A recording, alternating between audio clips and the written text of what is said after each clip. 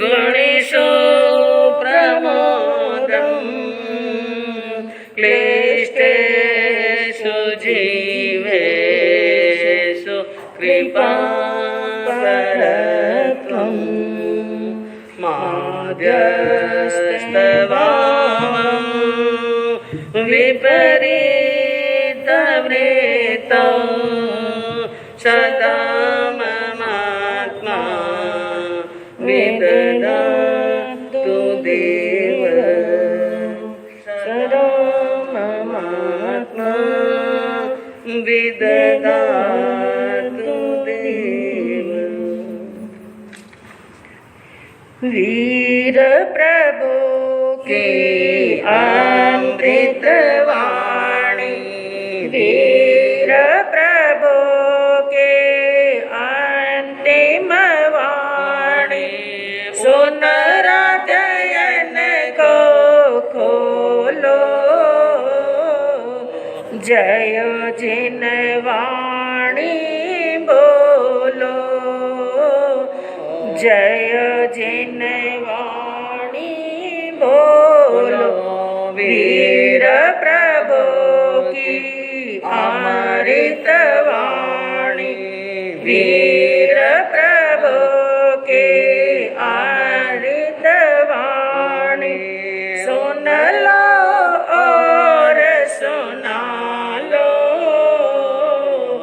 जीवन धन्य बना लो, जीवन धन्य बना लो। छलक रही है हर एक पद में तीर्थंकर की करुणा, जिससे जिन शासन जय पाता, आगम सच्चा शरणा। हम भी जीवन पावन कर ले, हम भी जीवन पावन कर ले, इधर उधर मत डोलो, जय जिन वाणी बोलो, जय जिन वाणी बोलो। वीर प्रभु की अमृत वाणी, वीर प्रभु की अंतिम वाणी, सुन लो और सुना लो, जीवन धन्य बना लो, जीवन सफल बना लो। बोले श्रमण भगवान महावीर स्वामी की, प्रभु की कल्याणी जिनवाणी की। धर्म प्रेमी बंधुओं, शीलवती माताओं बहनों,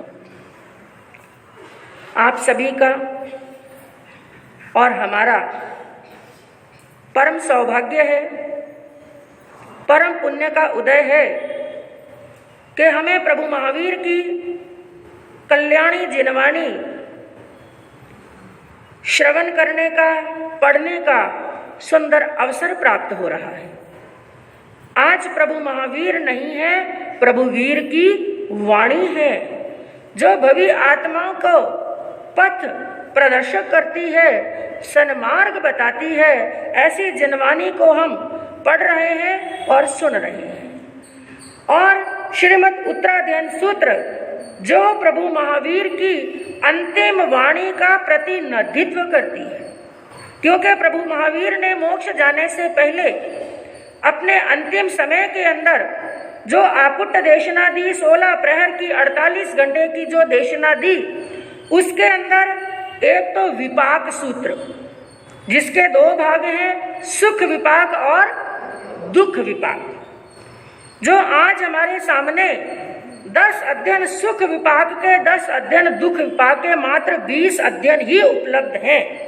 लेकिन प्रभु ने कोई 20 अध्ययन ही नहीं कहे थे। विपाक सूत्र के दोनों भागों के 55 अध्ययन थे, यानी विपाक सूत्र के कुल कितने अध्ययन थे? 110 अध्ययन थे। लेकिन धीरे धीरे काल का प्रभाव हुआ, मनुष्य की बुद्धि में कमी आई, यादाश्त में कमी आई, प्रज्ञा में कमी आई। जैसे एक समय ऐसा था कि जब प्रभु की द्वादशांगी वाणी, एक बार पहले भी आपको बताया गया था, तीर्थंकरों की वाणी को कहते हैं द्वादशांगी। द्वादशांगी, द्वा प्लस दश, यानी 12 अंग सूत्र। लेकिन आज हमारे पास में कितने अंग सूत्र उपलब्ध हैं? 11 ही है। 12वां जो द्वादश अंग सूत्र है, जिसके अंदर 14 पूर्व हैं, लेकिन धीरे धीरे समय का प्रभाव ऐसा हुआ कि वो धीरे धीरे ज्ञान क्या हो गया? लुप्त। क्योंकि यादाश्त क्या हुई? कम। पहले लिखने का रिवाज नहीं था, ज्ञान को लिखते नहीं थे, कंठस्थ करते थे। आचार्य से सीखा, एक ने सीखा, दूसरे को सिखाया, दूसरे ने सीखा, तीसरे को सिखाया। ये तो बाद में ज्ञान पांचम को आपको बताया जाएगा विस्तार कि ये लिखने की परंपरा कौन से आचार्य से, कौन से मुनि ने ये प्रारंभ की थी। तो 11 अंग हैं, लेकिन 12 अंग थे। उसी प्रकार विपाक सूत्र के भी प्रभु ने अंतिम समय के अंदर 110 अध्ययन फरमाए थे, लेकिन आज हमारे सामने 20 अध्ययन ही उपलब्ध हैं। तो एक तो विपाक सूत्र और दूसरा उत्तराध्ययन सूत्र। ये अंतिम समय के अंदर कहा, जिसके अंदर अंतिम वाणी का प्रतिनिधित्व करता है ये उत्तराध्ययन सूत्र। और जो हमारे आगमों का वर्गीकरण किया गया है, अंग सूत्र, उपांग सूत्र, मूल सूत्र, छेद सूत्र और आवश्यक सूत्र, ये जो वर्गीकरण किया गया है, उसके अंदर जो 4 मूल सूत्र हैं, उन मूल सूत्रों में इनका नाम आता है उत्तराध्ययन का, जो दूसरा मूल सूत्र है। और उसके बाद में अंग बाह्य और अंग प्रविष्ट, 2 प्रकार के आगम बताए गए। अंग बाह्य किसे कहते हैं, अंग प्रविष्ट किसे कहते हैं, धीरे धीरे आपको ये पूरी जानकारी देने का प्रयास करेंगे, थोड़ा थोड़ा बताने का प्रयास करेंगे। हमारे 32 आगमों को 2 भागों के अंदर बांटा गया, अंग बाह्य और अंग प्रविष्ट। अंग बाह्य किसे कहते हैं, अंग प्रविष्ट किसे कहते हैं? जो डायरेक्ट तीर्थंकर भगवान की फरमाई हुई वाणी है, उसे अंग प्रविष्ट कहा जाता है। और उन अंग प्रविष्ट के आधार पर, यानी जो 11 अंग है या द्वादशांगी वाणी है, वो भगवान ने डायरेक्ट खुद फरमाई हुई वाणी है। भगवान ने अर्थ रूप में फरमाया और गणधरों ने सूत्र रूप के अंदर उसको गूंथ लिया। तो वो तो है अंग प्रविष्ट। लेकिन अंग बाह्य, इन्हीं अंग प्रविष्ट के आधार पर बाद में जो 14 पूर्वधारी हुए या 11 पूर्वधारी हैं, 12 पूर्वधारी, जो पूर्वधारी संत हैं, उन्होंने अंग प्रविष्ट में से जो सार निकाल करके, कुछ ना कुछ अंश निकाल करके बाद में सूत्र लिखे, वो है अंग बाह्य। उत्तराध्ययन सूत्र उसमें से एक अंग बाह्य सूत्र है। और एक और विभाजन किया गया आगमों का, एक कालिक सूत्र और एक उत्कालिक। कालिक और उत्कालिक का मतलब क्या है? कुछ सूत्र ऐसे हैं, कुछ आगम ऐसे हैं जिनके लिए क्या बताया गया, जो अस्वाध्याय के 32 बोल हैं। कितने बोल हैं? याद रखना, अस्वाध्याय के 32 बोल का अर्थ क्या हुआ? 32 समय, 32 काल ऐसा बताया गया जिस काल के अंदर स्वाध्याय नहीं कर सकते। जैसे स्थान की अशुद्धि है, कोई तिथि और वार का भी बताया गया है, मेघ गर्जना का भी बताया गया है। एक नहीं 32 बातें ऐसी हैं, 32 समय को टाल करके ही क्या करना? स्वाध्याय। तो कालिक सूत्र के लिए कहा गया उन 32 अस्वाध्याय को टाल करके स्वाध्याय करना।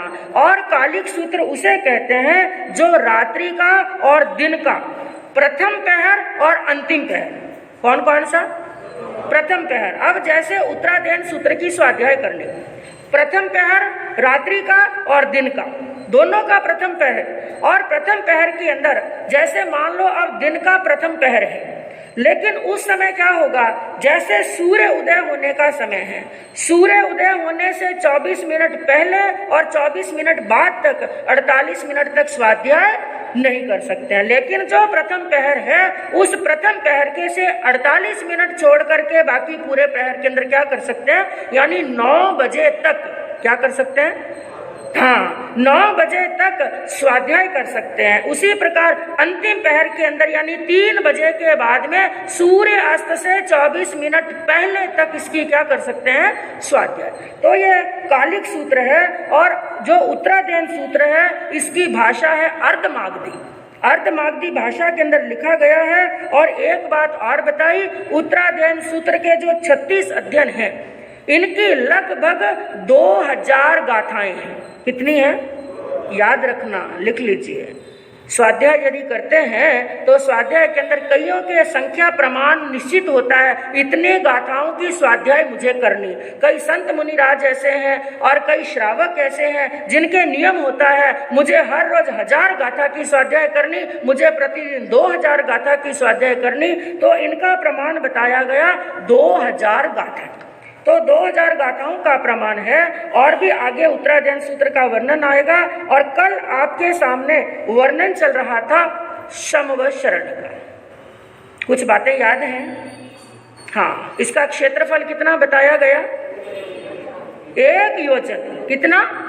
1 योजन के क्षेत्रफल के अंदर, उस एरिया के अंदर यह समव शरण बना हुआ होता है। और समव शरण की ऊंचाई कितनी बताई गई? 5000 धनुष। और हाथ के हिसाब से कितने हाथ? 20000 हाथ। और वहां पर चढ़ने के लिए जो सीढ़ियां होती हैं, सीढ़ी की हाइट भी कितनी होती है? 1 हाथ की। 1 हाथ की। तो ठेठ ऊपर तक जाने के लिए टोटल सीढ़ियां कितनी है? 20000। और वहां पर चढ़ने के लिए दरवाजे कितने हैं? 4 दरवाजे। तो एक दरवाजे के पास में 20000 सीढ़ियां, 4 दरवाजे हैं, एक के पास में 20000 सीढ़ियां हैं, तो दूसरे के पास में भी कितनी है? 20000। इस हिसाब से कुल सीढ़ियां कितनी हो गई?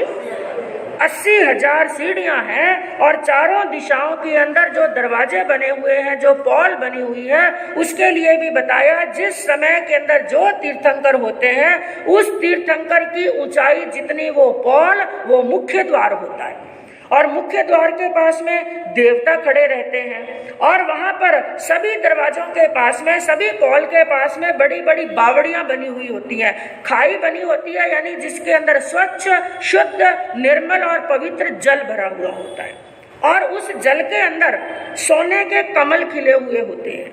और उस जल की एक विशेषता बताई गई थी, जो उस जल को पी लेता है, एक बार उस जल का पान करने के बाद में 6 महीने तक शरीर में रोग नया नहीं आता। और पुराना रोग जो शरीर के अंदर होता है वो रोग चला जाता है। और उन द्वारों के पास में, उस पॉल के पास में देवता वहां पर पहरा देते हैं। और उस पॉल के ऊपर ध्वजाएं लगी हुई होती हैं, फहरती हुई पताकाएं लगी हुई होती हैं, सुंदर सुंदर कलश रखे हुए होते हैं। और अष्टमंगल की बांदरवाल बांधते हैं ना, दीपावली के दिन नजदीक आते हैं, त्योहार के दिन नजदीक आते हैं, तो आप लोग क्या बांधते हैं? बांदरवाल। और वो बांदरवाल वहां पर बंधी हुई होती है, लेकिन किसकी?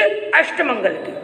अष्टमंगल की बांदरवाल बंधी हुई होती है। तो ऐसे सुंदर दरवाजे होते हैं जहां पर देवता पहरा देते हैं। अब हमें ये जानना है कि ये जो सामने समव शरण है, एक बार यहाँ पर भी दृष्टि डालते रहना, क्योंकि हम समव शरण की भाव यात्रा कर रहे हैं और कुछ देर के लिए हमें यही कल्पना करनी है और यही चित्र अपनी आंखों के सामने खींचना है कि हम यहाँ पीजीएस हॉल में नहीं बैठे हैं।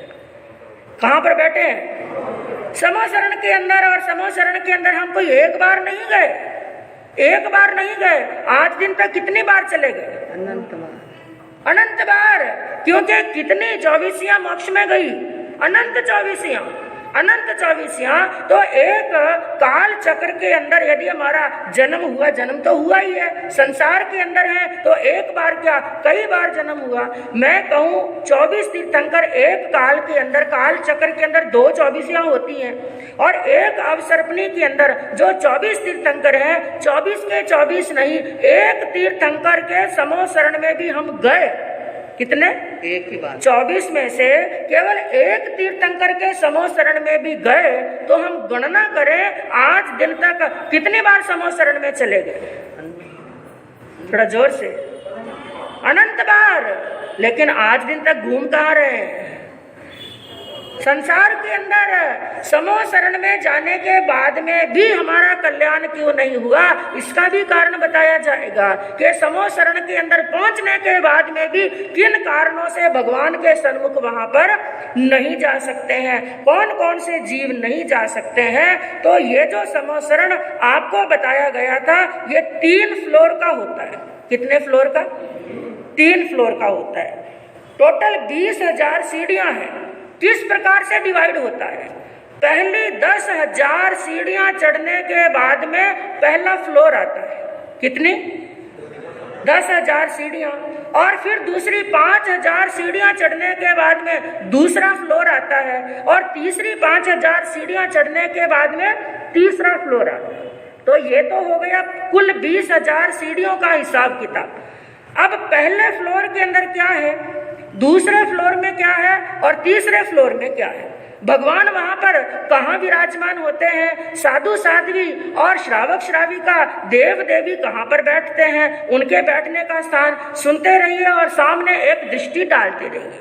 अब पहली 10,000 सीढ़ियां चढ़ने के बाद में वहां पर जो क्षेत्र है, वहां की जो भूमि है, उस भूमि के अंदर केवल वाहन रखे जाते हैं, जिसको व्हीकल बोलते हैं ना। और जहां पर आप लोग व्हीकल पार्क करते हैं, आजकल की भाषा के अंदर उसे कौन सा एरिया बोलते हैं? Parking area. यही समझ लीजिए, फर्स्ट फ्लोर के अंदर कौन सा एरिया है?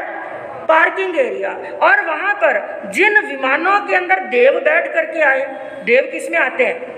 विमानों के अंदर बैठ करके आते हैं, और उन विमानों का आकार किसी का हंस के समान है, किसी का गरुड़ के समान है, किसी का मोर के समान है। अलग अलग आकार के, अलग अलग तरह के उनके वाहन होते हैं, विमान होते हैं। तो पहला जो पार्किंग एरिया है, पहला जो फ्लोर है, उसके अंदर देवी देवताओं के वाहन रखे जाते हैं। और जो राजा महाराजा हैं, राजा महाराजा आते हैं हाथियों पर सवार होकर के, घोड़ों पर सवार होकर के, और कोई पैदल भी आते हैं, लेकिन कोई रथों के अंदर भी आते हैं। उनके रथ हैं, और रानियों के बैठने के लिए पालकियां होती हैं। तो पालकियां, रथ, हाथी, घोड़े, जितने भी सबके वाहन हैं, वो कौन से फ्लोर में रखे जाते हैं? पहले फ्लोर के अंदर। पहले फ्लोर, फर्स्ट फ्लोर के अंदर वाहन रखे जाते हैं। और वो कितनी सीढ़ियां चढ़ने के बाद में? हाँ, आजकल भी ऐसे बनाते हैं ना पार्किंग एरिया। जहां पर बड़े बड़े अपार्टमेंट होते हैं, वहां पर पार्किंग एरिया कैसे बनाते हैं? तलघर के अंदर, और वो भी एक तलघर उतरे, फिर दूसरी सीढ़ी उतरे, 3-3 फ्लोर नीचे तक और 3-3 फ्लोर ऊपर तक। क्योंकि यहाँ पर कोई प्रश्न कर सकता है, 10,000 सीढ़ियां चढ़ करके हाथी गया कैसे? मैं को आजकल का इंसान, जिसकी बुद्धि इतनी छोटी है, इतनी सूक्ष्म बुद्धि है, वो इतना दिमाग लगा सकता है कि 5 फ्लोर तक कार को चढ़ा सकता है। अपार्टमेंट में होता है ना, 5-5 फ्लोर ऊपर और 3-3 फ्लोर ऊपर ले। और मनुष्य ने इतनी तरक्की कर ली है, इतना दिमाग लगा लिया, लेकिन समूह शरण की रचना किसने की है? कुबेर ने की है, देवताओं ने किया, ये दैवी शक्ति के द्वारा। तो 10,000 सीढ़ियां चढ़ने के बाद में जो पहला फ्लोर है, वहां पर पार्किंग एरिया होता है। और दूसरी 5,000 सीढ़ियां चढ़ने के बाद में जो दूसरा फ्लोर आता है, उस फ्लोर के अंदर सभी त्रियंच प्राणी बैठते हैं। कौन बैठते हैं? त्रियंच प्राणी। सबका एरिया निश्चित है, किसको कहां पर बैठना है। क्योंकि तीर्थंकरों की सभा के अंदर केवल मनुष्य और मनुष्यनी नहीं आते हैं, केवल देव और देवी नहीं आते हैं, बल्कि त्रियंच और त्रियंचनी, हाथी भी आता है, घोड़ा भी आता है, और बंदर भी आता है, सिंह भी आता है, बकरी भी आती है। और भगवान के समूह शरण की, भगवान के अतिशयों की ये विशेषता होती है, वहां पर जन्मजात वैरी भी अपने वैर को बुला देते हैं। सिंह और बकरी भी बाजू में बैठ करके प्रभु की वाणी को श्रवण करते हैं। तो दूसरे फ्लोर के अंदर सभी त्रियंच प्राणी बैठते हैं। और फिर तीसरा 5,000 सीढ़ियां चढ़ने के बाद में जो तीसरी भूमि आती है, तीसरा जो फ्लोर आता है, उसके अंदर साधु, साध्वी, श्रावक, श्राविका, देव और देवी, ये सभी वहां पर बैठते हैं। लेकिन इनके भी बैठने की भूमि और स्थान निश्चित है। लेकिन जो आपको ये चित्र दिया गया, अब अपने सामने एक बार ये चित्र खोलिए, क्योंकि तीसरी भूमि, हाँ, क्योंकि जो तीसरा फ्लोर बताया गया, उस पूरे फ्लोर के अंदर, उस पूरी भूमि के अंदर सभी के बैठने के लिए स्थान नहीं है। वहां पर जाने के बाद में भी बहुत कम एरिया है। देवी देव, मनुष्य मनुष्यनी, साधु साध्वी, सबके लिए बैठने के लिए बहुत कम एरिया है। लेकिन बाकी एरिया के अंदर क्या है? वहां पर जाने के बाद में भी 8 भूमियां हैं। कितनी? 8 भूमियां। ये चित्र से आपको अच्छी तरह से पता चल जाएगा। इस चित्र के अंदर आप देख रहे हैं गोल गोल व्हाइट व्हाइट जो लाइन है ना, वो तो है दीवारें। वो क्या है? ध्यान से देखना, समझने का प्रयास करना। जो व्हाइट व्हाइट लाइनें हैं वो तो है दीवारें, और उसके बीच का कहीं पर पिंक कलर है, कहीं पर ब्लू कलर है, वो है भूमि यानी थल भाग। लेकिन उस थल भाग के अंदर भी बैठते नहीं है, बल्कि क्या है, क्योंकि वहां पर जो पहली वाली भूमि है ना, उसे कहते हैं चैत्य प्रसाद भूमि। कौन सी भूमि? चैत्य। चैत्य किसे कहते हैं? नोट कर लीजिए चाहे। चैत्य एक बार पहले भी बताया गया था आपको। जैसे चैत्य, यक्षायतन और मंदिर, इसके एक नहीं 108 नाम हैं। यानी चैत्य को मंदिर भी कहते हैं, यक्षायतन भी कहते हैं, और भी कई नाम है। यानी वहां पर बड़े बड़े प्रसाद बने हुए हैं, वहां पर बड़े बड़े भवन बने हुए हैं। किसके समान? मंदिर के समान। पहले वाली जो पिंक कलर की भूमि दिखाई दे रही है, वहां पर क्या बने हुए हैं? मंदिर दिखाई दे रहा है ना। तो पहले जो भूमि है वहां पर चैत्य प्रसाद भूमि, वहां पर प्रसाद बने हुए हैं, भवन बने हुए हैं, और बड़े बड़े मान स्तंभ बने हुए हैं। और दूसरी भूमि है खातिका भूमि। कौन सी भूमि? खातिका। खातिका कहते हैं खाई को। यानी वहां पर जल की खाई बनी हुई है, सरोवर बने हुए हैं, और उस जल की खाई के अंदर सुंदर सुंदर अलग अलग वर्ण के कमल खिले हुए हैं। लेकिन एक बात बंधु यहाँ पर ध्यान रखना, जितने भी कमल हैं, जितने भी वृक्ष हैं, जितने भी बाग और बगीचे हैं, एक भी सचित नहीं है, असली नहीं है, वो कृत्रिम है, बनाए हुए हैं व्याक्रिय शक्ति के द्वारा, क्योंकि देवताओं ने निर्माण किया है। सचित फल फूल वहां पर कुछ भी नहीं है। तो दूसरी भूमि कौन सी है? खातिका भूमि, जहां पर जल की खाई है, सोने के कमल खिले हुए हैं वहां पर। और तीसरी भूमि है लता भूमि। कौन सी भूमि है? लता भूमि। यानी वहां पर सभी ऋतुओं के फल हैं, फूल, यानी बड़ी बड़ी सुंदर सुंदर लताएं बनी हुई हैं, सुंदर सुंदर लताएं हैं, और सभी लता के ऊपर सभी ऋतुओं के तरह तरह के अलग अलग वर्ण के फूल खिले हुए हैं। और वो इतने सुंदर दिखाई देते हैं कि शायद असली फूल भी इतना सुंदर दिखाई नहीं देता है। उसके बाद में चौथी है उपवन भूमि। कौन सी भूमि? और उपवन किसे कहते हैं? बाग और बगीचों को। यानी वहां पर सुंदर सुंदर बाग बगीचे बने हुए हैं। उसके बाद में है 5वीं भूमि ध्वजा भूमि, और वहां पर 10 प्रकार के चिन्ह से सहित ध्वजाएं लगी हुई है, बड़ी बड़ी सुंदर। जैसे मंदिर के ऊपर, मंदिर के शिखर पर क्या लगाते हैं? ध्वजा। धर्म स्थान के शिखर पर लगाते हैं ध्वजा। इसी प्रकार वहां पर अलग अलग कलर की, जिसके अंदर 10 प्रकार के चिन्ह बनाए हुए हैं, ऐसी ध्वजा भूमि बनी हुई है। और छठी है कल्प वृक्ष भूमि। कौन सी भूमि है? वहां पर कल्प वृक्षों का वन है, यानी जंगल के जंगल की तरह वहां पर लाखों और करोड़ों की तादाद के अंदर कल्प वृक्ष बने हुए हैं और स्तूप बने हुए हैं। और 7वीं है भवन भूमि। भवन भूमि यानी सुंदर सुंदर महल बने हुए हैं। और महल भी किसके हैं? क्योंकि पहले दिन ही आपको बताया गया, वहां पर ईंट चूना पत्थर कुछ नहीं, वहां पर भवन भी बने हुए हैं, कांच की तरह चमक रहे हैं, क्योंकि वो कांच के नहीं स्फटिक के हैं। स्फटिक की माला देखी ना आपने? ट्रांसपेरेंट माला दिखती है कांच की तरह। और स्फटिक, असली स्फटिक के वहां पर भवन बने हुए हैं। और 8वीं आती है मंडप भूमि। कौन सी भूमि? 8वीं मंडप भूमि। बस यही भूमि है। 7 भूमियों को छोड़ करके 8वीं भूमि जो बिल्कुल बीचों बीच है, जहां पर आपको मनुष्य बैठे हुए दिखाई दे रहे हैं चित्र के अंदर, बस वो भूमि है जिसके अंदर मनुष्य बैठ सकते हैं, साधु साध्वी बैठ सकते हैं, देव और देवी वहां पर बैठ सकते हैं। बाकी जो 7 भूमियां हैं वहां पर मनुष्य और त्रियंश कोई भी नहीं बैठ सकता।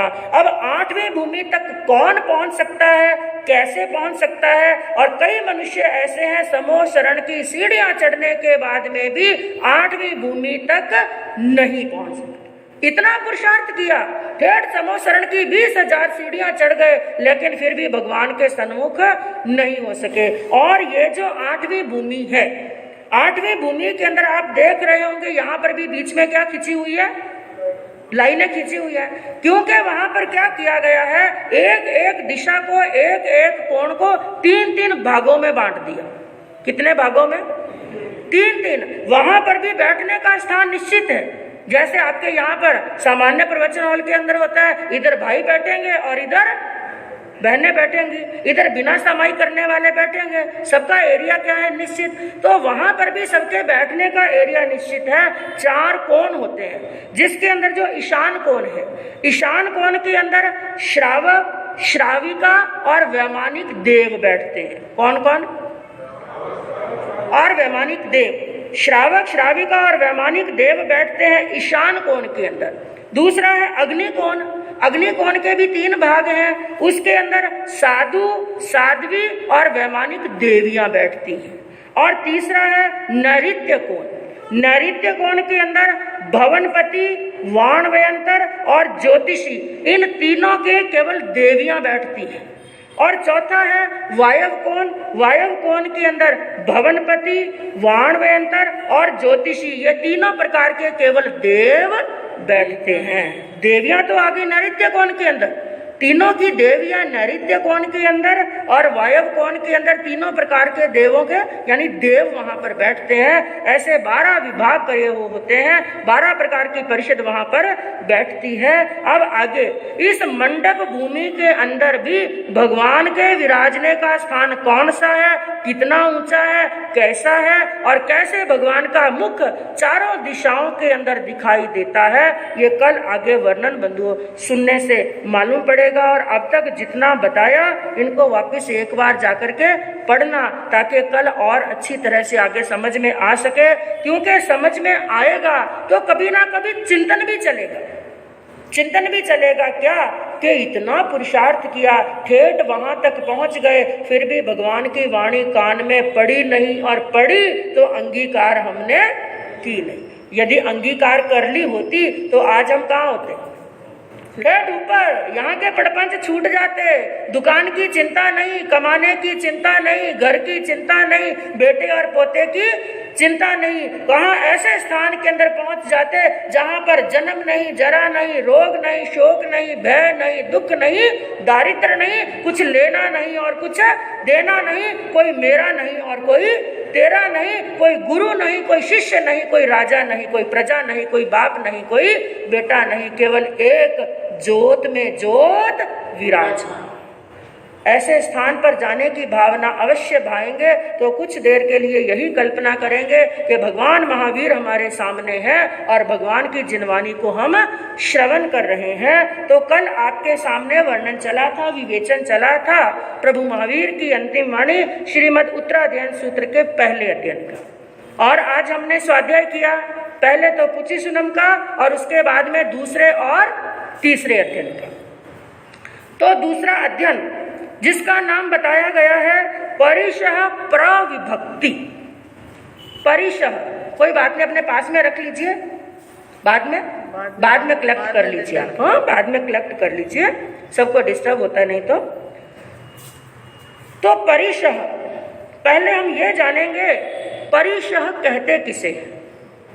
सामान्य भाषा के अंदर यदि कहें परिशः यानी दुख, परिशः यानी कष्ट, परिशः यानी पीड़ा। चाहे साधु है चाहे ग्रस्त है, सबके जीवन में कष्ट तो आते ही हैं, दुख आते हैं, पीड़ा आती है, लेकिन फिर भी ग्रस्त के दुखों को दुख कहा जाता है। आपके जीवन में कोई कष्ट आए, विपत्ति आए तो आप क्या कहेंगे? दुख। लेकिन साधु के जीवन के अंदर कोई पीड़ा, कोई कष्ट आता है तो उसे दुख नहीं कहते हैं, क्या कहते हैं?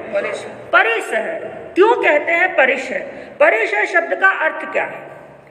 जिसके अंदर बताया कि अपनी इच्छा से स्वीकार किए गए संयम मार्ग से आत्मा च्युत ना हो। अपनी इच्छा से संयम का मार्ग क्या किया, हमने स्वीकार किया। क्योंकि जीवन के अंदर चाहे छोटा सा छोटा तप है, चाहे बड़ा सा बड़ा तप है, चाहे संयम है, उसके अंदर एक शब्द आता है इच्छामीणम बनते। आप सामायिक भी लेते हैं, उसके अंदर क्या शब्द आते हैं?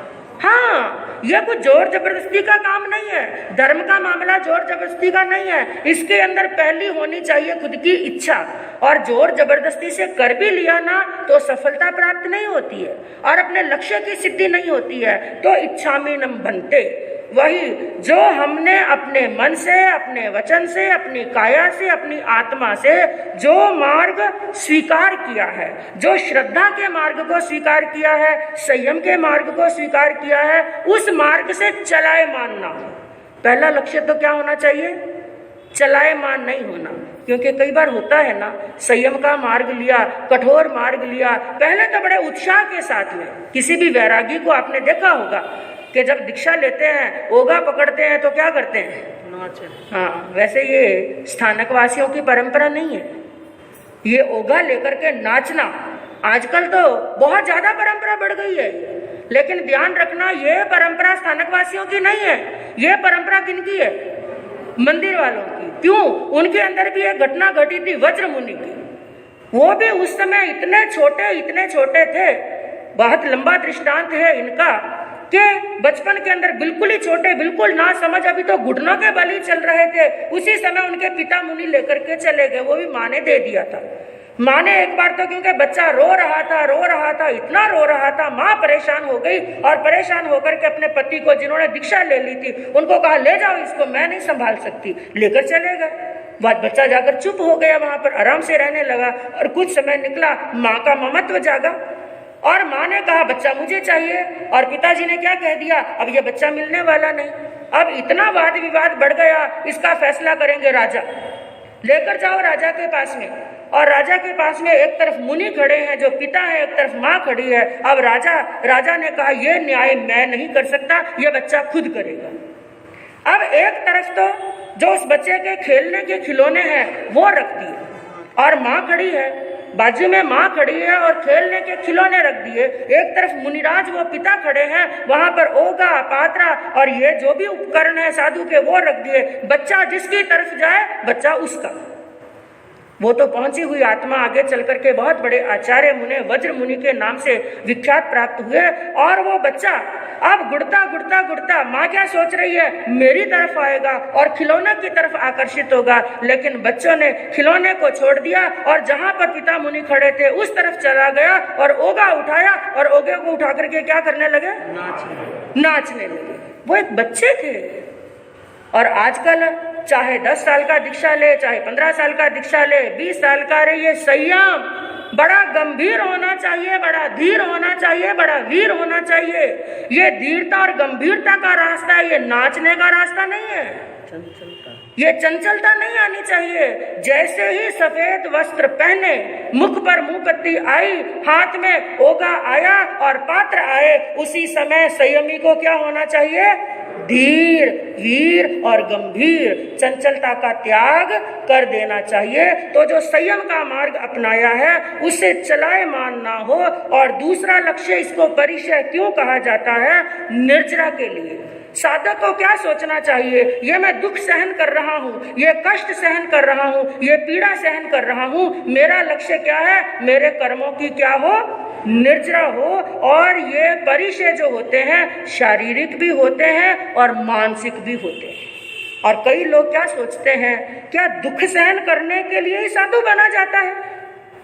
क्या दुख का नाम ही साधुपना है? हाँ, दुख सहन करने के लिए ही साधु बना जाता है। क्योंकि याद रखना, लोहे को ही लोहा काट सकता है, लकड़ी लोहे को नहीं काट सकती। उसी प्रकार दुख ही दुखों को काट सकते हैं। जो आत्मा के पीछे जन्म के, जरा के, रोग के, शोक के दुख लगे हुए हैं, उन दुखों को काटने के लिए क्या सहना पड़ेगा? हाँ, दुख सहना पड़ेगा। कैसे? जैसे किसी के शरीर के अंदर एक फोड़ा हो गया और घाव बढ़ रहा है, डॉक्टर के पास में गए और डॉक्टर सबसे पहले उसको कोई दवाई देता है, गोली देता है, मरहम देता है लगाने के लिए। और गोली से फर्क नहीं पड़े तो क्या लगाते हैं, इंजेक्शन। और इंजेक्शन से भी फर्क नहीं पड़े, घाव अंदर अंदर बढ़ता जा रहा है। डॉक्टर को लगा यदि इसका ऑपरेशन नहीं हुआ तो नासूर बन जाएगा, अंग भी काटना पड़ सकता है, इसलिए डॉक्टर उसका क्या करते हैं, ऑपरेशन।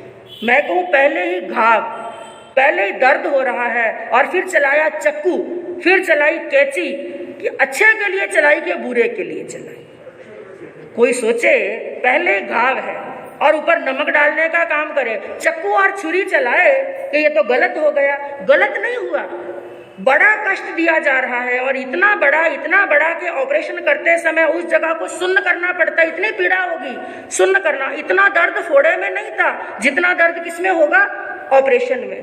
क्यों किया गया वो ऑपरेशन, क्यों दिया गया वो बड़ा कष्ट, उस छोटे कष्ट को मिटाने के लिए कष्ट दिया जाता है। तो इसीलिए परिशय सहन किए जाते हैं, जिसके अंदर इस अध्ययन का सार निकालते हुए एक ज्ञानी संत ने बड़ी अच्छी बात कही। क्या कहा, 22 परिशय वीर कहते भिक्षु उनको जान ले, आराधना के मार्ग में यदि आए तो स्वीकार ले, मार्ग भ्रष्ट ना हो कभी भी कष्ट के दुर्भाव से, मार्ग भ्रष्ट ना हो कभी भी कष्ट के दुर्भाव से, सहन समता से करे वो कर्म क्षय के भाव से, कर्म क्षय के भाव से। क्योंकि अध्ययन बहुत बड़ा है, इनका सार निकाले 22 परिशयों का वर्णन करें तो 4 महीने निकल जाएंगे, लेकिन ज्ञानी संतों ने अपनी प्रज्ञा के अनुसार मात्र 4 लाइनों के अंदर अध्ययन का सार निकाला। पहली बात क्या कही, 22 परिशय वीर कहते भिक्षु उनको जान ले। एक भिक्षु, एक संत को जान लेना चाहिए कि उसके जीवन में कितने परिशय आएंगे, 22। कई बार श्रावक कह देते हैं, बाजी आपके जीवन में तो 22 परिशय ही है। हाँ, मद्रास के अंदर हम एक श्रावक जी मिले, उन्होंने कहा बाबा जी आपका जीवन अच्छा, आपके जीवन में तो 22 परिशय ही हैं, हमारे जीवन में तो 2200 परिशय हैं। कितने हैं? गुरनी मैया ने फरमाया, श्रावक जी फिर 2200 में क्यों रहते हो, 2200 को छोड़ दो, 22 में आ जाओ। तो क्या कहा, 22 परिशय वीर कहते भिक्षु जिनको जान ले। एक संत को, एक संयमी को चाहिए कि 22 परिशयों को अच्छी प्रकार से जान ले, आराधना के मार्ग में यदि आए तो स्वीकार ले। एक योद्धा की तरह, जैसे एक योद्धा होता है अपने अस्त्रों से शस्त्रों से तैयार होकर सुसज्जित होकर के युद्ध के अंदर जाता है, मान लो कभी पासा पलट जाए, तैयारी होने के बाद में भी परास्त होने की स्थिति हो, सामने शत्रु खड़ा है, वो धनुष में से बाण छोड़ता है, उस समय एक योद्धा को क्या चाहिए, मुझे पीठ नहीं दिखानी, मैं कायर नहीं हूं, यदि मैं मरूंगा वीर गति को प्राप्त करूंगा, चाहे मेरी छाती पर बाण खाऊंगा। कहां पर बाण खाऊंगा? छाती पर बाण खाऊंगा तो मैं वीर कहलाऊंगा, और मैंने पीठ पर बाण खाया तो मैं कायर कहलाऊंगा। बाण तो खाना है, क्योंकि दुख साधु बने में भी है और दुख संसार में भी है। कोई संयम के अंदर इन परिशयों से घबरा करके ग्रस्त बने में आ जाए तो क्या दुखों से बचेगा? उसी प्रकार योद्धा सोचता है बाण तो मुझे खाना पड़ेगा ही, अब मैं छाती पर खाऊं और चाहे पीठ पर खाऊं, वेदना की वेदना वो की वो है। क्यों ना ऐसा हो कि मैं बाण कहां पर खाऊं, छाती पर खाऊं, ताकि मैं वीर गति को प्राप्त हूं। जब वीरों की लिस्ट बने ना, उन वीरों के अंदर मेरा नाम आए। उसी प्रकार इनको स्वीकार कर ले, और मार्ग भ्रष्ट ना हो कभी भी कष्ट के दुर्भाव से। एक संयमी साधु को चाहिए कभी कष्टों से घबरा करके, क्योंकि ये परिशय कई प्रकार के हैं, इन परिशयों से, इन कष्टों से घबरा करके कभी अपने मार्ग से भ्रष्ट नहीं होना चाहिए। क्योंकि वैसे तो पहले साधुपना सोचकर, समझकर, जानकर, अच्छी प्रकार से जान करके साधु जीवन लेना, लेकिन लेने के बाद में यदि कष्ट आ जाए, एक सौगंध खा लेना, इन सफेद वस्त्रों को छोड़ करके कभी मैं ग्रस्त अवस्था के अंदर नहीं जाऊंगा। प्राण जाएंगे तो इसी रास्ते के अंदर चलते हुए जाएंगे, क्योंकि एक बार यदि ये जीवन छूट गया और एक बार साधुपना छूट गया, बंधु आप इतिहास को पढ़ करके देख लो, जिन्होंने भी इस मार्ग को छोड़ा है ना, 99% कह सकते हैं उनकी दुर्गति हुई है। ग्रस्त अवस्था के अंदर जाकर के भी वो सुखी नहीं रहे हैं। और सहन समता से करे वो कर्म क्षय के भाव से, जब भी कर्म उदय में आए, जब भी कष्ट आए, जब भी पीड़ा साधु जीवन के अंदर आए, एक ही चिंतन होना चाहिए, ये मेरे कर्म हैं और इन कर्मों का भुगतान तो मुझे करना ही पड़ेगा। तो ऐसा। और एक पत्थर होता है जो टांची की मार को सहन कर लेता है, वही प्रतिमा बन सकता है। और एक कलाकार ने टांची मारी और टांची मार करके 2-4 टांची पड़ी और वो पत्थर ढेर हो गया, वो कभी प्रतिमा बनने वाला नहीं है। उसी प्रकार जो परिश्रमों को सहन करता है, क्योंकि पहले होती है शिक्षा, पहले क्या है शिक्षा, उसके बाद में होती है दीक्षा, और तीसरा कदम पहले हुई शिक्षा, फिर हुई दीक्षा और फिर होती है परीक्षा। क्या होती है? परीक्षा। साधु की परीक्षा होती है। किस चीज की परीक्षा? सहन शक्ति की परीक्षा होती है। और बंधुओं, ये कष्ट भी भगवान का प्रसाद समझ करके ग्रहण करना चाहिए। जिस श्रद्धा से हम भगवान के प्रसाद को ग्रहण करते हैं, वैसे ही इस प्रसाद को ग्रहण करना चाहिए। जो ये 22 परिचय बताए, जैसे क्षुधा यानी भूख का परिचय, पिपासा प्यास का परिचय, शीत यानी सर्दी, उष्ण यानी गर्मी, दंश मशक ये मच्छर हैं, मक्खी मच्छर है, इन जानवरों का अचेल यानी दिगंबर रहना, वस्त्रों से रहित रहना, और स्त्री चर्या आदि कुल 22 परिचय बताए। और इनके अंदर संक्षिप्त के अंदर बंधुओं बताऊं, इन परिचयों को भी मुख्य 2 भागों में बांटा। कितने भागों में? कौन कौन से? अनुकूल परिचय और प्रतिकूल परिचय। कौन कौन से? अनुकूल और प्रतिकूल। प्रतिकूल परिचय जैसे भूख है, प्यास है, सर्दी है, गर्मी है, ये तो सब प्रतिकूल परिचय। और शैया है, आक्रोश है, वध है, ये सब के सब प्रतिकूल परिचय हैं। और इनके अंदर कुछ परिचय अनुकूल होते हैं, जैसे स्त्री, प्रज्ञा, दर्शन, सत्कार, पुरस्कार और लाभ परिचय, ये सब के सब अनुकूल परिचय। अनुकूल का मतलब क्या हुआ? जो अच्छे लगते हैं। क्या लगते हैं? अच्छे लगते हैं। आप कहेंगे परिचय भी कैसे अच्छे लगते हैं? हाँ, यूं ऊपर से बड़े अच्छे लगते हैं, लेकिन इनको सहन करना, आपसे कोई प्रश्न पूछे कि अनुकूल परिचयों को सहन करना मुश्किल या प्रतिकूल परिचयों को सहन करना मुश्किल? अनुकूल को। क्योंकि जैसे अनुकूल परिचय सत्कार पुरस्कार, इसको मान लो ये अनुकूल परिचय। सत्कार पुरस्कार जैसे मान लो कोई संत ज्ञानी है, कोई बड़े तपस्वी हैं, बड़े ध्यानी हैं, कईयों की प्रवचन कला बड़ी जोरदार है, ज्ञान बड़ा जोरदार है। जब ज्ञान है, प्रवचन जोरदार है और तप करते हैं, त्याग करते हैं, तो श्रावक श्राविका उनको क्या देते हैं? सम्मान देते हैं, सत्कार करते हैं, वाह वाह करते हैं, खूब प्रशंसा करते हैं, और बड़े ज्ञानी संत हैं, बड़े त्यागी संत हैं, बड़े तपस्वी संत हैं। और जब मनुष्य अपनी प्रशंसा सुनता है ना, तो क्या आ जाता है?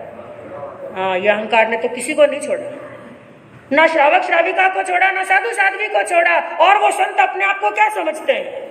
और ये बात तो आजकल तो है ना, मुझे कई बार बड़ी अटपटी सी लगती है। कई सिंघाड़ों के अंदर हम देखते हैं, चाहे वो संत है, चाहे सतिया जी हैं, 2 ठाणे से हैं, 4 ठाणे से हैं, 5 ठाणे से, क्योंकि यदि 5 ठाणे से हैं तो 5 के 5 तो प्रवचन देंगे नहीं। कोई प्रवचन में होशियार है, कोई त्याग में होशियार है, और कोई मान लो त्याग भी नहीं कर सकता, ज्यादा ज्ञान ध्यान भी चढ़ता नहीं है, तपस्या भी नहीं कर सकता। तो ऐसे हैं जो बड़ों की सेवा कर सकते हैं। लेकिन हमारे समाज के अंदर भी ये बड़ी कमी है। हाँ, 5 ठाणे से हैं और एक संत ऐसे हैं वो तपस्या नहीं कर सकते, ज्ञान ध्यान भी उनको चढ़ता नहीं, और वो बड़ों की सेवा कर रहे हैं। लेकिन एक ऐसे हैं बड़ा जबरदस्त प्रवचन देते हैं। आप ज्यादा किसके पास में जाकर के बैठेंगे? हाँ, यही तो गलती है। यही गलती है ना। मैं कहूँ प्रवचन देने वालों ने भी घर छोड़ा, तो सेवा करने वालों ने नहीं छोड़ा क्या? और भगवान ने तो क्या बताया, प्रवचन देना फिर भी आसान है, तपस्या करनी बड़ी आसान है। सबसे मुश्किल क्या है? ज्ञानी बड़े मिल जाएंगे, लाखों मिल जाएंगे, तपस्वी लाखों मिल जाएंगे, लेकिन सेवा करने वाले बड़ी मुश्किल से मिलते हैं। तो आजकल क्या है, जो प्रवचन देने वाले हैं वही ग्रुप के हीरो बन जाते हैं, वही सिंगाड़े के हीरो बन जाते हैं। और जो बेचारे गोचरी लाते हैं, श्रावक भी कह देते हैं, बस बाजी खाली गोचरी लावे, हाँ बस खाली गोचरी लावे, बाजी स्वाध्याय करे। मैं कहूँ गोचरी लाना सहज है क्या? भिक्षु दया करके देखो, पता चलेगा कि गोचरी लाना कितना मुश्किल है। पूरा दिन सेवा करने के बाद में भी उनको क्या नहीं मिलता है? सम्मान नहीं मिलता है। थोड़ा सा ज्ञान सीख लिया और उनको अहंकार आ जाता है, घमंड आ जाता है। और याद रखना, श्रावक ने क्या करना चाहिए? हाँ, श्रावक को क्या करना चाहिए? आगे जिस सिंगाड़ा में सेवा भावी संत है, सत्या है, तो उनका भी आदर, उनका भी दर्शन करना जरूरी है। अगर आप उनको नहीं पूजेंगे, उनके मन में खिन्नता आ जाएगी संयम के प्रति और धर्म के प्रति। हाँ वही आवे आवड़ नहीं को नहीं, हाँ ये भी है। लेकिन आप मांग करना उस समय, बाबूजी ने बुलाओ, दर्शन करा, बाबूजी ने बुलाओ। इसलिए इस बात का ध्यान रखें। और जैसे लाभ परिचय, गोचरी के अंदर गए और अच्छी अच्छी गोचरी मिली, और भी हर चीज का लाभ होता है, तो लाभ के अंदर भी क्या जाता है? अहंकार। और प्रज्ञा परिचय, प्रज्ञा यानी बुद्धि। कईयों की बुद्धि तेज है, इतनी तेज है, एक बार पढ़ा, 2 बार पढ़ा और याद हो गया। और कईयों की प्रज्ञा ऐसी है कि ज्ञान पढ़ा, बार बार पढ़ा, याद नहीं हुआ, और जल्दी याद हो जाता है, तो भी क्या आ जाता है? अहंकार। ये सब अनुकूल परिचय है। और बंधुओं, प्रतिकूल परिचय से भी ज्यादा मुश्किल होता है अनुकूल परिचयों को जीतना। लेकिन जो साधक इनको जीत लेता है वो अपनी आत्मा का कल्याण कर लेता है। और इसके अंदर आगे तीसरा अध्ययन भी इससे मिलता जुलता कुछ कह सकते हैं कि जैसे इसके अंदर एक परिचय आया, दर्शन परिचय। कौन सा? हाँ, उसी का विवेचन इस अध्ययन के अंदर करने का प्रयास करेंगे। क्योंकि हर साधु के जीवन के अंदर बंधुओं परिचय आते हैं। और 2 लाइनों के अंदर एक कवि ने क्या कहा कि संत की जिंदगी तभी संवरती है, संत की जिंदगी तभी संवरती है जब परिचयों से होकर गुजरती है। जब परिचयों से होकर गुजरती है तभी उनकी जिंदगी संवरती है। और तीसरा अध्ययन जिसका नाम है चाउरंगिज्जम। क्या नाम है? चाउरंगिज्जम, यानी 4 दुर्लभ अंग। इसके अंदर बताया जाएगा कि कौन कौन से 4 दुर्लभ अंग है। दुर्लभ ही नहीं, परम दुर्लभ अंग है, जिनके अंदर 4 लाइनों के अंदर सारांश निकालते हुए क्या कहा? परम दुर्लभ अंग मिलते पुण्य की हो प्रबलता, मनुज भव और धर्म सुनना, श्रद्धा संयम वीरता, सरल बन करके अहिंसा की करे आराधना, कर्म क्षय करके करे वो दूर सारी वेदना। जिसके अंदर परम दुर्लभ अंग मिलते पुण्य की हो प्रबलता। जब एक साधक की बड़ी पुण्यवानी होती है, बड़ी पुण्य की प्रबलता होती है, तब जाकर के उसे 4 दुर्लभ अंग मिलते।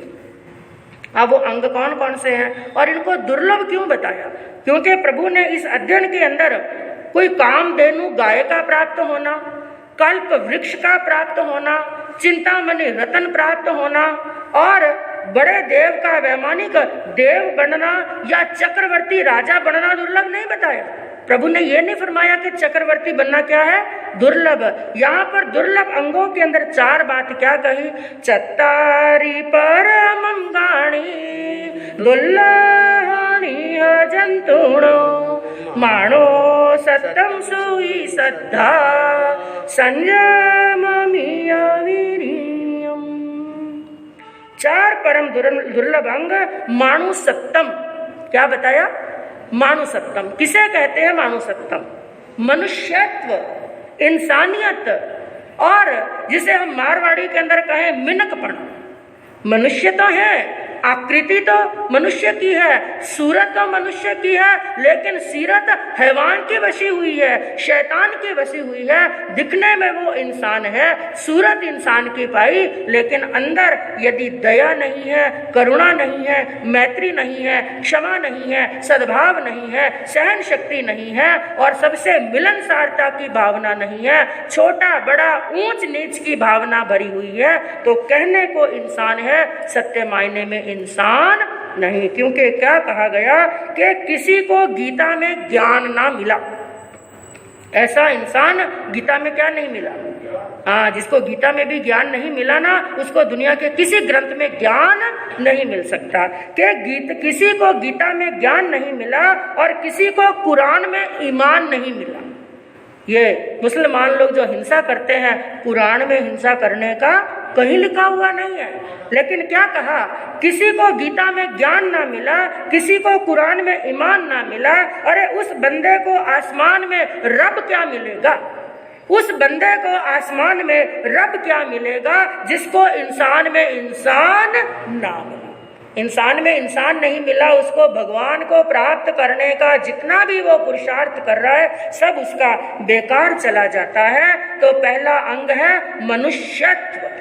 मनुष्य का शरीर पाकर के हमारे अंदर क्या होनी चाहिए, मानवता। और दूसरा अंग बताया जिनवानी श्रवण, क्या सुनना, जिनवानी को सुनना। ये भी बड़ी पुण्य की बात होती है और बड़ी हमारे जीवन के अंदर अनंत पुण्यवानी का योग होता है कि कहाँ पर पहुँचते हैं, जिनवाणी सुनने के लिए। प्रभु की अमृतमय वाणी चल रही है, जिनवाणी चल रही है और अंतिम वाणी प्रभु की चल रही है। लेकिन यहाँ पर वही पहुँचेगा जिसके पुण्य का क्या है, उदय। समाचार तो लगभग सबको होगा, लेकिन सब यहाँ पर नहीं आए क्योंकि अभी उनके सुनने का योग नहीं बना। और बंधुओं, ज्ञानियों ने क्या कहा, धर्म स्थान में जाने की जब भावना आती है, जितने जितने हम कदम बढ़ते हैं ना, चाहे संतों का दर्शन करने के लिए जाते हैं, चाहे प्रवचन सुनने के लिए जाते हैं, जितने जितने भी कदम बढ़ते हैं वो एक एक कदम एक एक यज्ञ के समान है। किसके समान? हाँ, क्या कहा, संत दर्श को जाइए तज माया अभिमान। जैसे ही भावना बने, जैसा ही कदम बढ़े हमारा संतों की तरफ जाने का, सबसे पहले किसका त्याग करना? आप लोग बोलते ही नहीं, आप बोलिए जोर से, तज माया अभिमान। माया का त्याग करना और अभिमान का त्याग करना। संत दर्श को जाइए तज माया अभिमान, जेते जेते पग धरे तेते यज्ञ समान। हाँ, जितने जितने कदम रखते हैं ना, एक एक कदम एक एक यज्ञ के समान है। तो वहां पर पहुंचना और जिनवानी को सुनना। और कई धर्म स्थान पर पहुंच भी जाते हैं, पहुंचने के बाद में भी कानों में जिनवानी नहीं पहुंचती। किस कारण से, वो कल आपको बताया जाएगा। जो 8 भूमियों का वर्णन आया ना, वो 8वीं भूमि में किस कारण से नहीं पहुंच सकते हैं। तो तीसरा अंग बताया गया है श्रद्धा। कौन सा अंग? बस जो 22 परिचय बताए, अनुकूल और प्रतिकूल, उनके अंदर एक आया दर्शन। और दर्शन का एक दूसरा नाम क्या है? श्रद्धा। और श्रद्धा के लिए कहा श्रद्धा परम दुर्लभ। ये श्रद्धा बड़ी दुर्लभ है। जिनवाणी तो हमने एक बार नहीं, शायद कई बार सुन ली, कई बार सुनी, लेकिन क्या नहीं आई? श्रद्धा नहीं आई। इसलिए कहा कि दर्शन परिचय 22 काठो जिनरो काम, 5 दूषण परिहरो और 7 रखो परिणाम। ये 22 परिचयों के अंदर एक परिचय है और इसका बड़ा मजबूत काम है। 5 दूषण, संकित के दूषण भी हैं और भूषण भी हैं, संकित के लक्षण भी हैं। उसके अंदर दूषण बताए संकित के, कितने दूषण हैं? 5। संकित के दूषण कितने? 5। कौन कौन से? भाइयों में से तो बिल्कुल ही आवाज नहीं है। आपको संकित नहीं चाहिए क्या? चाहिए? मुझे तो वो भी आवाज नहीं आया। अरे दूषण याद मत करो, भूषण याद मत करो, जवाब तो दो, संकित चाहिए कि नहीं? हाँ, ऐसा बोलिए। हाँ सा, तभी तो कल्याण होगा। बिना संकित, ये संकित मोक्ष की रिजर्वेशन है। जैसे आजकल, पहले तो आप ऐसे आपके रिजर्वेशन के लिए आपने टिकट कराई, लेकिन वेटिंग है। क्या है? वेटिंग। मोदी जी के आने के पहले तो वेटिंग के अंदर भी बैठ जाते, और आजकल वेटिंग हो तो टिकट कैंसिल। याद रखना, ये रिजर्वेशन है। और संकित नहीं आई, रिजर्वेशन नहीं हुई तो मोक्ष कैंसिल, मोक्ष मिलने वाला नहीं है। इसके 5 दूषण बताए गए, शंका, कांक्षा, वितिकिच्छा, परपाषंडी प्रशंसा और परपाषंडी परिचय। हाँ, शंका, ये दूषण है। इसके 5 दूषण बताए गए, यानी दोष जिसके अंदर शंका। सबसे पहला शंका, जिनवाणी के अंदर शंका। जिनवाणी सुनी, शास्त्रों को सुना, लेकिन मन के अंदर क्या रह गई? भगवान ने ऐसा कहा, क्या ये सत्य है? क्या ऐसा हो सकता है? मन के अंदर डाउट आ गया, मन के अंदर डाउट आ गया। और जिसने अश्रद्धा की ना, उन आत्माओं ने अपना पतन कर लिया, जैसे भगवान के सांसारिक पक्ष के जवाई थे, क्या नाम था? जमाली। ऐसी क्रिया पाली, ऐसी इतनी उत्कृष्ट क्रिया उन्होंने पाली थी, ऐसी साधना उन्होंने की थी, कहते हैं गौतम स्वामी जैसी, शायद उनसे भी बढ़कर के। और उनकी क्रिया का जब कंपैरिजन करते हैं, इतनी क्रिया उनकी थी कि जिस क्रिया के अंदर एक नहीं 9 आत्माएं मोक्ष में जा सकती। जमाली ने इतनी क्रिया पाली, कितनी आत्माएं जा सकती हैं मोक्ष में? 9 आत्माएं मोक्ष में जा सकती हैं। लेकिन जमाली कहाँ गए? बहनों को ध्यान में होगा, शायद क्लास में बताया था एक बार। जमाली जी कहाँ गए? किलवशी देव के अंदर। जैसे मनुष्य के अंदर 1.5 भंगी होते हैं ना, नीच जाति के मनुष्य होते हैं, वैसे नीच जाति के देव बने, क्योंकि भगवान की वाणी पर उन्हें 99% उनको श्रद्धा थी। 99 नहीं, 99.9% श्रद्धा थी, 0.1 उनको श्रद्धा नहीं थी। किस बात के लिए? भगवान ने क्या फरमाया था? जिस काम को हमने शुरू किया, क्या किया?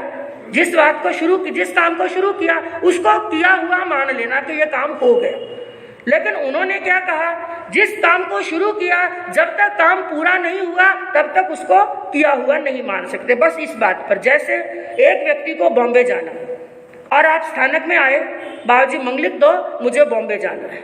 मंगलिक दिया, आप रवाना हो गए और पीछे से दौड़ते दौड़ते आपके घर से कोई बच्चा आया, श्रीमती जी आए, उन्होंने पूछा कि बाबूजी श्रावक जी कहाँ पर हैं? हम लोग क्या कहेंगे?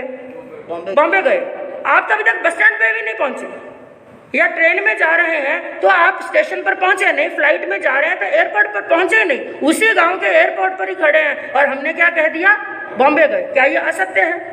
नहीं। भगवान ने कहा ये व्यवहारिक भाषा है, लेकिन जमाली ने क्या कहा? जब काम पूरा हो जाए तब कहना। बस इतनी सी बात पर शंका की, अश्रद्धा की, मर करके किलवशी देव के अंदर गए। तो शंका करना, कांक्षा करना, यानी प्रदर्शन की आकांक्षा, दूसरों के आडंबर देख करके मन के अंदर क्या करना? आकांक्षा। ये धर्म अच्छा है, मेरा धर्म अच्छा नहीं है। फल के प्रति संदेह करना, मैं ये कर्म कर रहा हूँ, जैसे आपने सकाम मरण अकाम मरण के अंदर सुना, स्वर्ग नहीं, मोक्ष नहीं, नरक नहीं, कुछ भी नहीं है कि नहीं, किसने देखा? ऐसी यदि शंका हो जाए। और चौथी बात कही, अन्य मतियों की प्रशंसा करना। जो ऐसे धर्म को मानते हैं जहां पर राग द्वेष भरा हुआ है, उनकी प्रशंसा करना। और 5वां बताया गया, अन्य मतियों का परिचय करना। उनका यदि परिचय करता है तो उसको कभी श्रद्धा होने वाली नहीं है। तो तीसरा अंग बताया श्रद्धा, और चौथा बताया सम्यक पुरुषार्थ, संयम के अंदर पुरुषार्थ करना। ये विषय तो बंधु बड़ा लंबा है, बड़े कम समय के अंदर बड़ा फास्ट कहती हूँ। समय कितना हो गया? घड़ी दौड़ रही है। आपके संसार के अंदर तो कोई ओवर टाइम करता है ना? हाँ, ओवर टाइम करते हैं तो उनको क्या मिलते हैं? पैसे मिलते हैं। और यहाँ पर अगर हमने ओवर टाइम कर दिया तो पैसे तो छोड़ो, आप ही नहीं मिलोगे। पैसे तो छोड़ो, कल आप लोग भी नहीं मिलोगे। और गुंडी जी महाराज साहब को भी हमें श्रवण करना है। तो ये बात यहीं पर अपनी समाप्त करते हूँ। आग में तिविहे की पार्टी का कौशक करें पूर्ण ध्यान के साथ में। आग में तिविहे प्रणत्ते तंजः सुत्तागम्य अथागम्य तदुभयागम्य। इस तरह 3 प्रकार आगम रूप ज्ञान के विषय में जो कोई अतिचार लगा हो तो आलो। जम वाइदम बच्चा मेलियम हिनक्षरम अचक्षरम पयहीनम विनयहीनम जोगिनम घोषिनम सुट्टू दिन्नम दुटू पड़ीछियम। अकाले कहो सज्जाओ काले न कहो सज्जाओ, असज्जाए सज्जायम सज्जाए न सज्जायम। भणता गुणता विचारता ज्ञान और ज्ञानवंत पुरुषों की असाधना की हो तो तस्वीर